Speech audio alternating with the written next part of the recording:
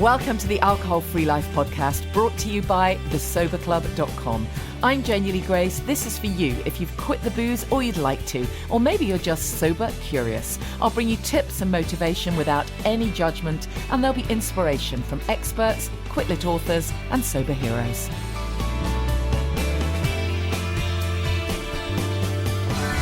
Hi and welcome. I hope you're well and about to enjoy a nice long another bank holiday weekend. We've got so many of them. If you are in your early stages of ditching the booze, make sure long holidays don't trip you up. I've had a few messages from people who, kind of suddenly realised it's a bank holiday weekend, and it's amazing how that triggers something in our unconscious mind that says, oh, that must mean, we go out and drink copious amounts of alcohol if it's a long weekend.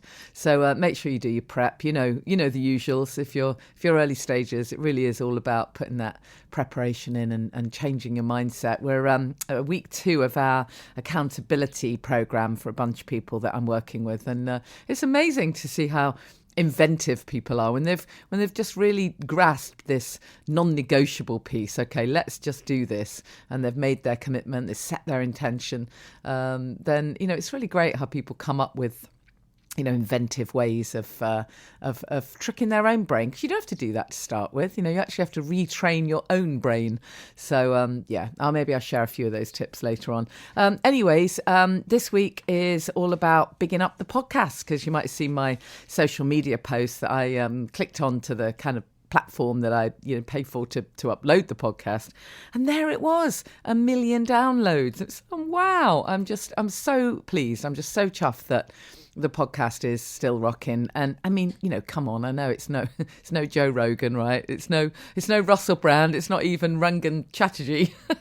But this podcast is just me, as you all know. It's just me and my little labour of love, and my son editing a bit for me. So I am proud of it. I haven't had a week off in whatever it is, however many years I've been doing it. 2.5 years. So I'm really hugely grateful to you guys who listen and share it and tell your friends and send me messages and review it, because that makes a massive difference as well. So I thought, to celebrate 1 million, actually it's 1.1. Oh, that makes a difference. To celebrate 1.1 million downloads, I thought I'd just pop through a few archive podcasts and bring back a few clips. There's no particular reason or rhyme for this, because, obviously every podcast I think has been great. I've had some amazing guests, really amazing. And I think that's what makes this so very special. There's no way I could have done this and kept up the interest week after week, unless I had access to amazing people who were willing to give me their time. And so, I'm hugely grateful. So I've just picked out a bunch kind of fairly randomly, and we'll play a little clip. And if it's one that you've heard before, it'll be interesting to know whether you catch something new this time or whether you just get reminded. And if you haven't heard these clips before, hopefully it will inspire you to go back and listen to the full podcast. As you know, if you go to thesoberclub.com and click podcast, you can scroll down through all of the episodes, or obviously you can do the same on Apple or Spotify or wherever you listen. So this is a kind of a bit of a big myself and the podcast up week. I hope that's okay with you. And just a reminder of a couple of dates as well. We've got our first Sober by the Sea is sold out, so that one's kind of done and dusted. And then we've got another Sober by the Sea coming up on Saturday, June the 11th. Yeah, June the 11th is Sober by the Sea in Southend. And then what else have we got coming up? Oh, there's a Champney's coming up in June. The date has changed. So anyone who's been looking at the Champney's date, it's changed slightly. It's now Sunday into Monday. So it's 26th, 27th. I don't know if that's going to fly, but we're going to give it a go. So that's at Tring in Hertfordshire. And we are booking another Family Constellations date as we speak. We'll get that in the diary very soon. Had an amazing weekend, by the way, with our sober coaches. Oh, man, what an amazing, amazing group of people who are so inspiring and so ready to share their fabulous stories with the world. So the more people that spread this message, it's fantastic. Anyway, so first off, I thought it would be great to bring you a clip with one of my oldest mates and someone who really, very much changed my life many, many years ago, probably, 20 years ago, something like that. We're talking Jason Vale, and very timely to run a piece by Jason because his documentary is out tomorrow, his new documentary. Some of you might have seen Super Juice Me from, I don't know, was that 8 years ago or something, 7 years ago? And he's done a kind of a follow-up where he actually had a taste of his own medicine, as it were. So, and it's launched on this Sunday on YouTube. So very timely to bring the lovely Jason into the picture. So enjoy the clip. But what you said at the beginning, of this interview where you said, all addiction transcends knowledge and intelligence, that's such a powerful statement. You're so absolutely right, because, I considered myself a health and well-being guru, across everything, me, allegedly, but not the alcohol piece, because it's an illusion. We've all, so many people have bought into this illusion. And I was skirting around this bloody great big elephant in the room.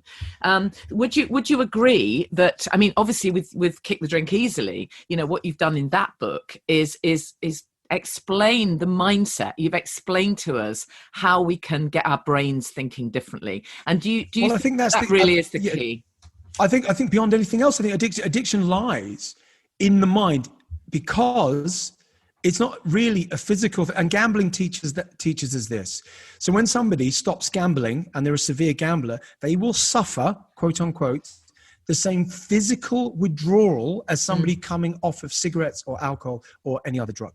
Yeah. And you know why that is? Because it's not a physical withdrawal, it's anxiety and fear. Yeah, exactly. So anxiety and fear create a physical response.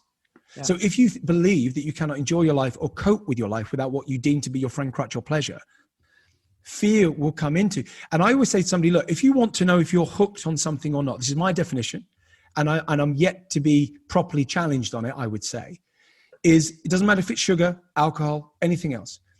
You ask yourself, if the thought of never doing it again fills me with an abnormal fear, well, then you're hooked. I'm sorry to say, that's how to realize. Yeah. So if, for example, somebody genuinely does have a couple of glasses of wine on a Saturday night, over dinner, this, that, and the other, and genuinely doesn't think about it during the week, and it genuinely doesn't bother them.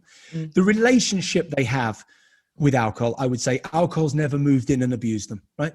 They've never moved in house. They live separately. Yeah, they have an off switch. They can. It's like any relationship. Like alcohol lives down the road. You've got no real desire to see them. Like you barely know them, and actually they might nip over every now and then. But they don't overstay their welcome. And there are some people that fall into that category. That if the thought of never doing it again fills you with fear, and they go, no, I'll just knock it on the head, right? Now, they are few and far between. You and I both know that, right? That's not the majority of people, right?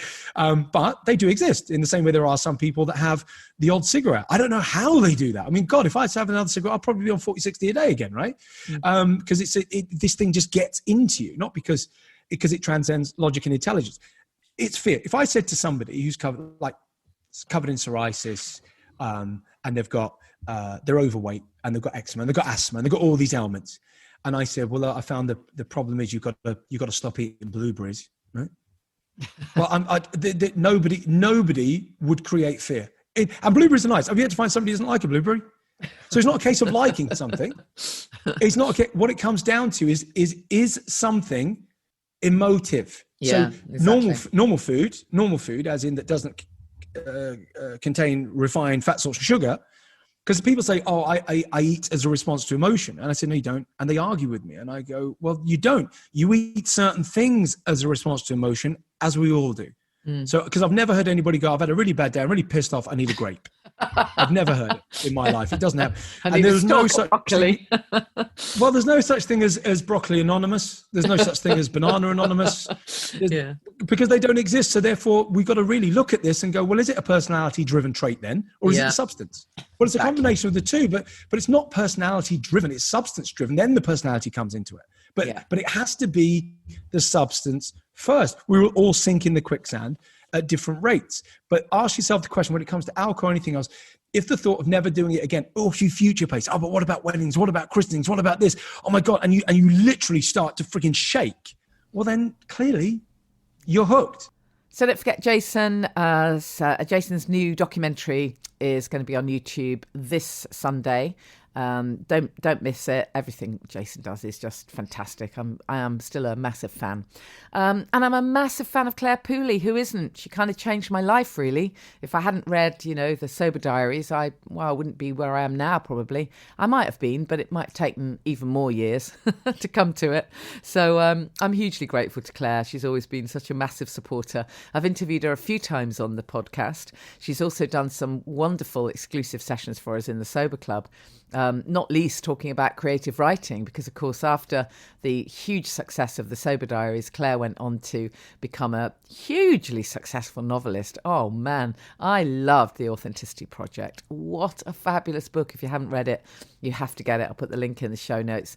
And now her new book is out. I don't know if it's next week.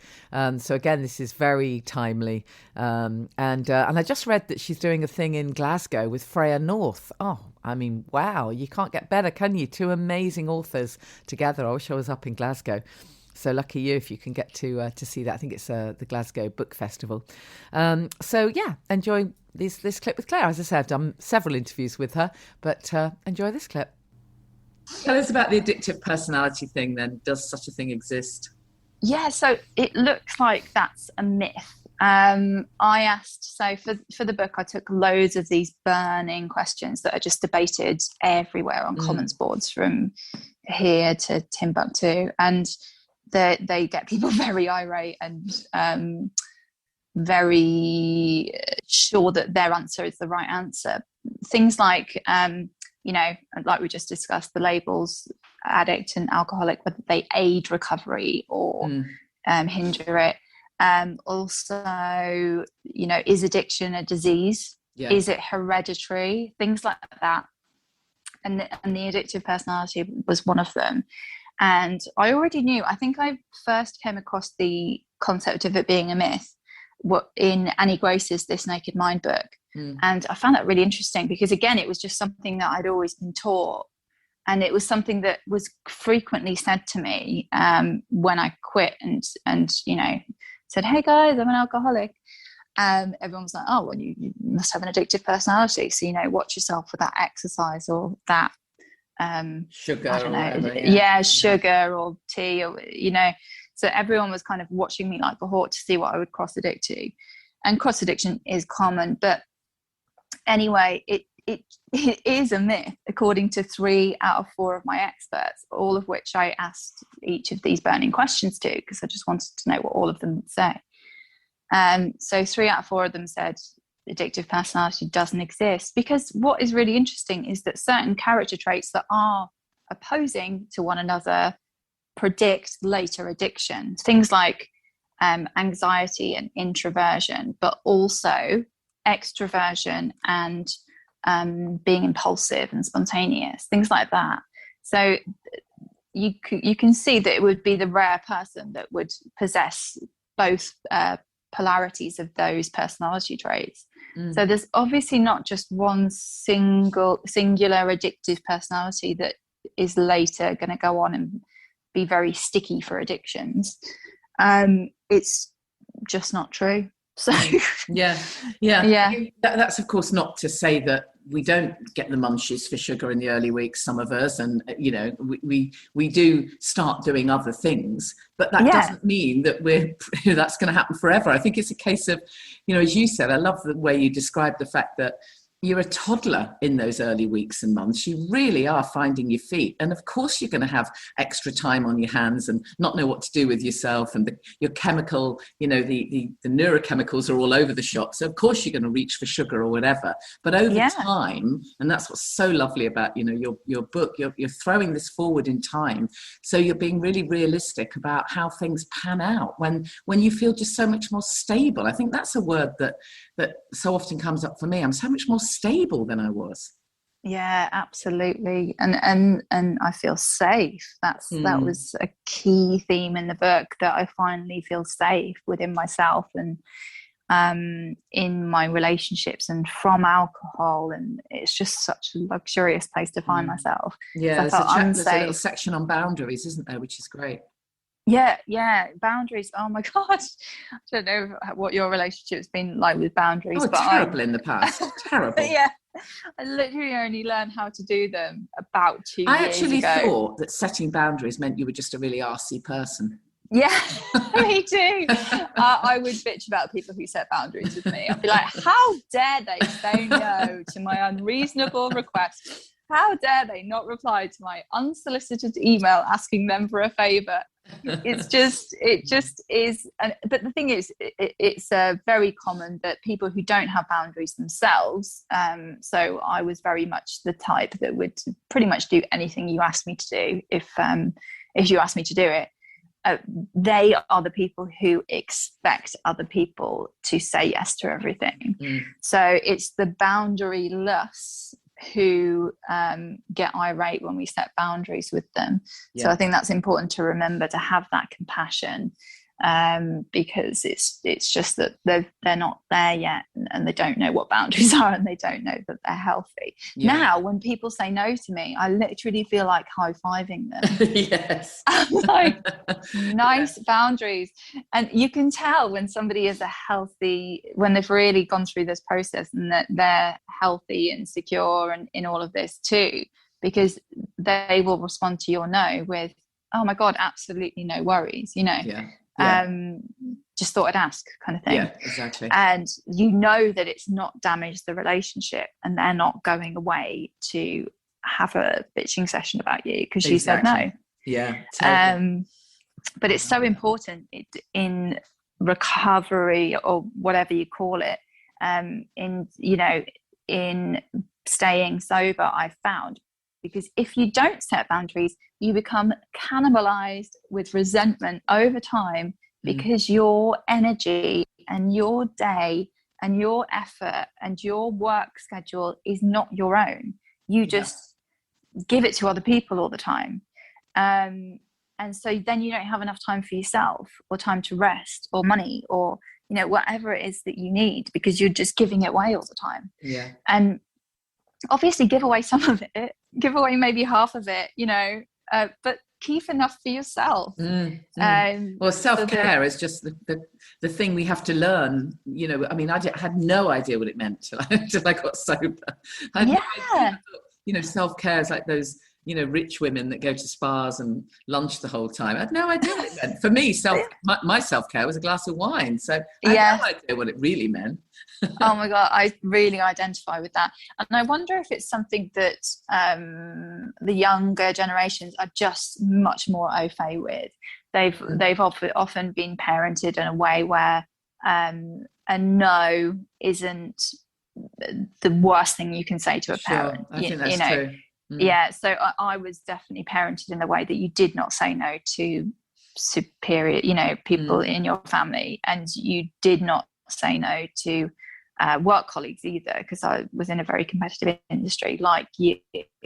So you just had to say yes to everything to A, get people to like you, continue to like you, and B, get ahead. Yeah. And so I just carried this one way too far, and it's something that I still struggle with to this day. Thank you, Claire. We love you. It'll be time for another interview soon. We'll have a chat about your new novel, if you're listening. And talking books, as you know, I was very proud to release my own book, Happy, Healthy, Sober, Ditch the Booze and Take Control of Your Life. I think it's been out almost a year, actually, amazingly. It's never a great time to bring out a book in lockdown, but, It's done all right, and of course it's still selling. So if you haven't got it yet, there's my little plug, including the audio book, which is out now. And of course, I'm eternally grateful to Denise Welch. If you're not in the UK, you don't know who Denise Welch is. She's a hugely successful actress, and she's been in many very famous things in the UK, not least some soap operas. She's a real character, and she's been so open about her own struggles with mental health issues, with depression, and her own issues with alcohol. She's really helped a huge number of people, I think, by just bringing this stuff right out into the mainstream. So Denise wrote the foreword for my book, and I'm hugely grateful to her for that. But I've also had her as a podcast guest. So here's a clip with Denise. I just wonder whether you can give us any, and this sounds very flippant in the light of everything we've spoken about, but what would you suggest that people do who do suffer from depression on whatever level?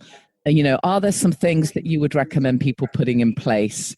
What are the strategies that everyone can do? I mean, does walking in nature make a difference? Does the right nutrition make a difference? What about exercise? Are there any of those lifestyle things that can help? All of those things are things that we should all be doing. Yeah. And those things help, I think, how long the unwelcome visitor stays. Okay. However, once depression is in, there is no amount of talking, walking, eating, that's gone. What you have to do is my book is called Depression and How I Survive It. And it's about surviving surviving the visits and loving the times in between. So in the good times in between, try to eat well and try to get, even if it's just a walk, and if you are a sufferer, try to take alcohol out of your life if you can. It is the most wonderful life without alcohol. Yeah. I know I had Lincoln, and I do know that is easier with somebody. The other thing is, when I was first poorly, there was nothing, as I say, except paragraphs like this in magazines. Now we have Google, and we can Google depression help, and there will be a group, a support group, a community, a person, because I know that getting professional help sometimes in the mental health system is hard, and now harder, but there will be somebody who will listen. And if you find that your GP or your family don't, look further afield. Yeah. Please don't think that you have anything to do with getting this illness. It's an illness like any other, and the unwelcome visitor always leaves. The lovely Denise Welch. And thanks again, Denise, for doing the foreword for the book. And I'm sure you've heard me mention so many times how much I love my Quit Lit, and how, in the early stages, it was a lifeline for me. It really was, immersing myself in that, stuff in the books that just gave me optimism, that just gave me hope. The memoirs, which were sometimes hard hitting, and then just being able to sort of catch sight of that better life. And I think that's what it's all about, really. I was mentioning that I'm in the middle of or just started an accountability program with a group of clients, and really so much of the conversation that we've been having is around how do we hold on to the commitment that we've made. And, partly it's the logic. So partly it's knowing that alcohol is really bad for you. We need to really know it in our gut. This is where, Annie Grace and William Porter are so brilliant, because they've really nailed that piece. And William's written something in my book as well. So, they've really nailed that logic piece, that why alcohol is so unbelievably bad for us. Let's not sugarcoat it ever. So that piece is really good for our commitment. But of course, perhaps even more important than that is the emotional side of it. So it's the motivation, because ultimately, if we don't feel that we're doing the right thing for us at the time, we'll just, cave and take a drink, irrespective of what we know logically, because that phrase, emotions, not logic, will inspire action. So we have to get the logic and the emotional piece working together.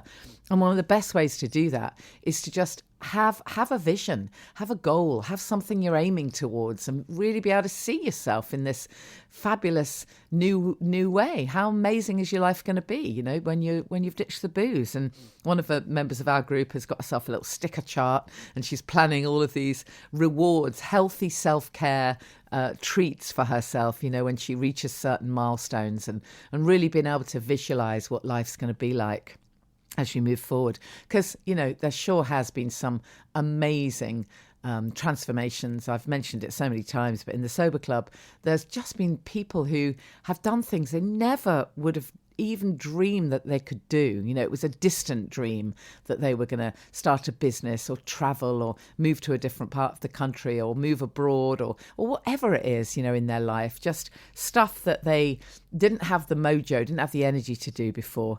But once you've ditched the booze, it frees up time and it makes you feel so much clearer. And, you know, it's that piece of starting to like yourself a little bit. That makes, you know, all the difference in the world. Anyways, where was I? Yeah. So, as I say, Quit Lit books made a massive difference to me. After Claire Pooley's book, the next one I read was The Unexpected Joy of Being Sober by Catherine Gray. I mean, worth it for the name alone. Man, what a title. And I really have come to discover, you know, the unexpected joy. I really have. I don't think I ever used to appreciate little things before. So The Unexpected Joy of Being Sober was just a game changer, I think, for so many people. And then I read Catherine's next book, The Unexpected Joy of Being Single, and then The Unexpected Joy of the Ordinary, all fantastic books. She's just such a beautiful writer. So I was really chuffed to get to interview Catherine. That's of course not to say that we don't get the munchies for sugar in the early weeks, some of us, and you know, we do start doing other things, but that doesn't mean that that's going to happen forever. I think it's a case of, you know, as you said, I love the way you described the fact that you're a toddler in those early weeks and months. You really are finding your feet. And of course, you're going to have extra time on your hands and not know what to do with yourself. And your chemical, you know, the neurochemicals are all over the shop. So of course, you're going to reach for sugar or whatever. But over time, and that's what's so lovely about, you know, your book, you're throwing this forward in time. So you're being really realistic about how things pan out when you feel just so much more stable. I think that's a word that so often comes up for me. I'm so much more stable than I was. Yeah, absolutely. And I feel safe. That was a key theme in the book, that I finally feel safe within myself and in my relationships and from alcohol, and it's just such a luxurious place to find myself. Yeah, there's a little section on boundaries, isn't there, which is great. Yeah, boundaries. Oh my gosh, I don't know what your relationship's been like with boundaries. But terrible in the past. Terrible. Yeah, I literally only learned how to do them about 2 years ago. I actually thought that setting boundaries meant you were just a really arsey person. Yeah, me too. I would bitch about people who set boundaries with me. I'd be like, how dare they say no to my unreasonable request? How dare they not reply to my unsolicited email asking them for a favour? It just is. But the thing is, it's very common that people who don't have boundaries themselves. So I was very much the type that would pretty much do anything you asked me to do if you asked me to do it. They are the people who expect other people to say yes to everything. So it's the boundaryless who get irate when we set boundaries with them. So I think that's important to remember, to have that compassion, because it's just that they're not there yet, and they don't know what boundaries are, and they don't know that they're healthy. Now when people say no to me, I literally feel like high-fiving them. Yes. I'm like, nice boundaries. And you can tell when somebody is when they've really gone through this process, and that they're healthy and secure and in all of this too, because they will respond to your no with, oh my God, absolutely no worries, you know. Just thought I'd ask, kind of thing. Yeah, exactly. And you know that it's not damaged the relationship, and they're not going away to have a bitching session about you because you said no. Yeah, totally. But it's so important in recovery, or whatever you call it, in staying sober, I've found. Because if you don't set boundaries, you become cannibalized with resentment over time, because your energy and your day and your effort and your work schedule is not your own. You just give it to other people all the time. And so then you don't have enough time for yourself, or time to rest, or money, or whatever it is that you need, because you're just giving it away all the time. Yeah. And obviously give away some of it, give away maybe half of it, but keep enough for yourself. Well, self-care is just the thing we have to learn. I mean, I had no idea what it meant till I got sober. I had no idea. Self-care is like those rich women that go to spas and lunch the whole time. I had no idea what it meant. For me, my self-care was a glass of wine. So I had no idea what it really meant. Oh my God, I really identify with that. And I wonder if it's something that the younger generations are just much more au fait with. They've often been parented in a way where a no isn't the worst thing you can say to a parent. I think that's true. Yeah, so I was definitely parented in the way that you did not say no to superior, people in your family, and you did not say no to work colleagues either, because I was in a very competitive industry like you. So you just had to say yes to everything to A, get people to like you, continue to like you, and B, get ahead. Yeah. And so I just carried this one way too far, and it's something that I still struggle with to this day. Thank you, Catherine. And then bringing us sort of fairly up to date, an interview that I did not too long ago is with Dr. David Hamilton. Now, I've known David for so many years. He's a fellow Hay House author. I've heard him speak. We've been on the same bill a lot of times. I love what he does, and this new book, particularly Why Woo Woo Works, it's just fabulous that it actually reveals the scientific piece, because it is really easy to just dismiss anything that you don't quite understand as woo-woo and nonsense. But usually it's exactly that. It's just because you don't really understand it. And as most of you know, in the Sober Club, I love introducing a bit of woo-woo. We do have all the kind of practical stuff in there. There's huge amounts of stuff around nutrition and fitness and mindset and meditation and well-being, and obviously the nitty-gritty of actually ditching the booze and staying sober and finding your purpose and being creative. But then there's also what some people would call totally woo-woo stuff. I bring in an angel expert, Beverly Densham, who's going to be a guest on the podcast, by the way. Joe Soley has done stuff on numerology for us. I had Yakov Darling Khan doing a fabulous movement meditation. We've got lots of amazing meditations. I'm going to be bringing in someone to talk about crystals. So I'm fully immersed in the woo-woo, but it's just great to have David explain a bit of this to us. So I thought you might enjoy hearing another clip. So before we get into the book, just give us a little bit of your kind of potted history for anyone who hasn't come across your work. Yeah, I worked as an R&D scientist in a really big pharmaceutical company, really building drugs for heart disease and cancer. I say building drugs. I was what you call an organic chemist, which is like an adult who plays Lego. But instead of using, plastic building blocks to assemble a variety of shapes, you use atomic building blocks. But the idea is the same. It's like Lego.